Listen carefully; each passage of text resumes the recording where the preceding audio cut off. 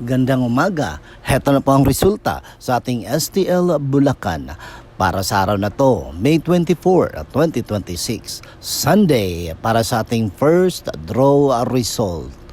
Maganda na kayo at ilabas na mga STL tickets at ibibigay ko na ang resulta ngayong umaga. At para naman po sa ating STL Bulacan first draw result, ang resulta ngayong umaga ay ang numerong ito.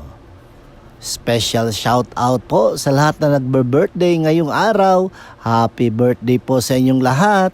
At sana magkaroon kayo ng magandang kalusugan at malayo sa mga sakit. At lalong-lalo na, sana swertehin kayo at aasenso sa buhay.